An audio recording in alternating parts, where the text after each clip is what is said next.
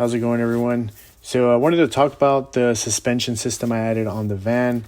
Once you start adding weight to your van, you're going to want to think about suspension.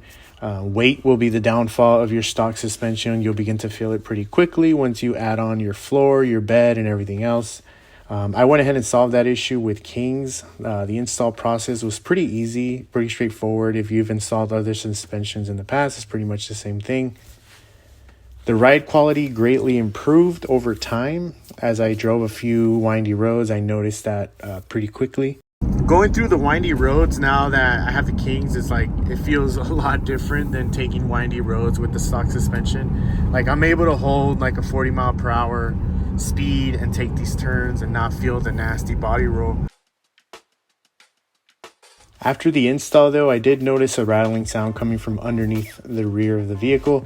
It was completely my fault. As I installed the suspension, I forgot to tighten down the bolt for the wind assist lever. So I heard a rattling, and it ended up being this right here. It's a huge rattling. So I gotta tighten that up.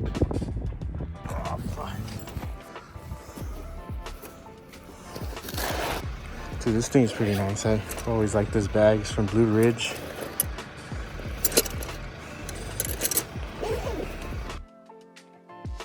Another addition I did was the Vancompass mini pack, which slides underneath the factory 2 leaves. This adds anywhere between 1 to 1.5 inches of lift, but I initially installed it to get the van at a leveled position because it was sagging in the rear. I do have 22 gallons of water in the rear, so that's probably why. I normally try to keep it halfway full, but when I do fill it up all the way to the 22 gallons, the rear sags. Not too bad, but it's noticeable. Having the ability to adjust your suspension from firm to soft is also nice. I noticed that it makes a big difference when driving on a trail. I set the shocks all the way in the soft position when I was driving down a few regular trails. I knew I wasn't going to experience any crazy roads ahead of me, so I didn't really feel like I should keep it at a firm position. It made the ride more comfortable. This is something I never noticed on my 4Runner. I was running Kings on my 4Runner with adjusters, and I did multiple adjustments to the shocks to try and notice, but honestly I just never really did. But for the van, and maybe because it's a heavier vehicle, adjusting it all the way to the soft position did give me a nicer, comfortable ride opposed to when I had it in the completely firm position. Obviously you're going to want to go back to firm when you're on the road to kind of tighten up the ride.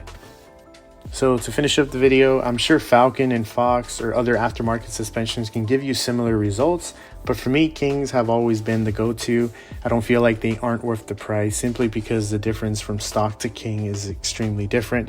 With Kings, it just makes your van feel like a regular car, and when you have a lot of weight, stock suspension, you're just going to feel like you're a boat on the road.